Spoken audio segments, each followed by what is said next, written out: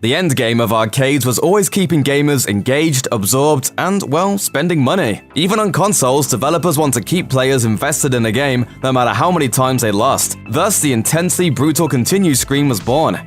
Much like other side-scrolling games in the genre, Capcom's classic 1989 beat-em-up gem Final Fight has a pretty basic setup. A group of vigilantes in Metro City fight against the forces of evil, which manifest as criminal gangs and other undesirables. Starting as an arcade game, it's no surprise that the first 3 installments of the Final Fight series all feature pretty damn brutal continue screens, designed to guilt players into putting more coins into the machine. In the first Final Fight, players find their character tied to a chair with a lit bundle of dynamite in front of them. While the character struggles against their restraints, the fuse gets progressively shorter. Things don't seem to get much better for your character in Final Fight 2, as you find yourself tied up with an ever-rising water level that threatens to drown you. And finally, in Final Fight 3, characters are chained to a table as a plate filled with spikes descends towards them. Whether Capcom's goal was to encourage players to continue the game or to traumatize kids for life, they succeeded on both accounts. That was really traumatizing! I quit! I'm out!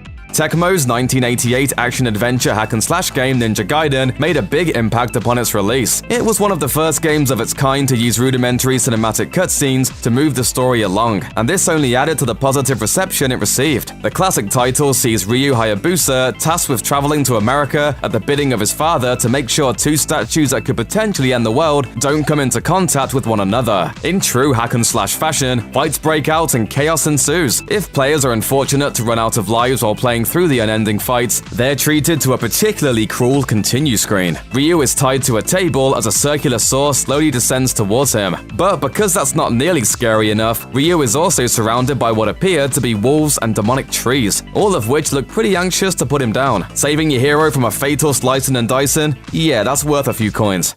I can't look. I can't look, I can't look, I can't look.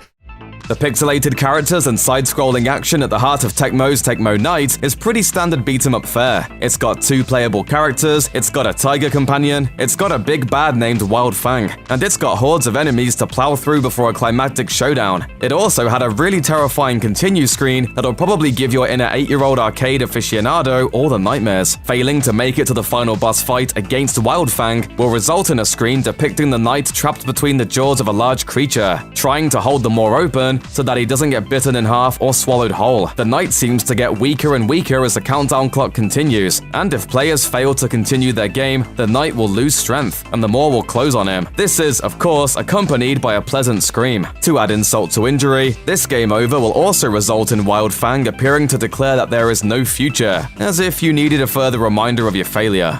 That's a bummer. Okay. The Mortal Kombat franchise was the first game that really put parents on high alert for violent content in video games. While the first few entries in the franchise felt pretty brutal when it came to guts, gore, and decapitation, the 4th installment in the series was particularly brutal for a different reason. Losing a game is already harsh enough without having to think about the consequences of your virtual defeat, but Mortal Kombat 4 wasn't going to let gamers off the hook quite so easily. Instead, if you managed to lose the game, you were treated to a tense guilt trip that had you desperately searching your pockets for more coins, as your chosen character dropped frantically down a seemingly bottomless stone pit, falling continually while the timer counts down to let you know how much time you had left to push that continue button. Should you decide not to continue, your character would fall onto a bed of sharp spikes, effectively impaling themselves and, in true Mortal Kombat fashion, fighting it hard.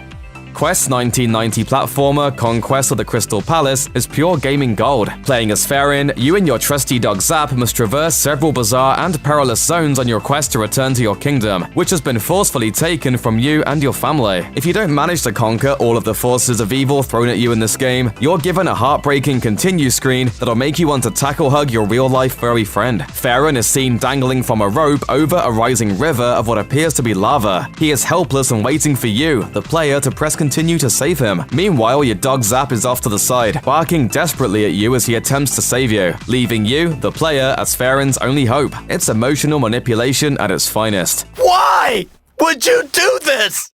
Check out one of our newest videos right here. Plus, even more SVG videos about your favorite stuff are coming soon. Subscribe to our YouTube channel and hit the bell so you don't miss a single one.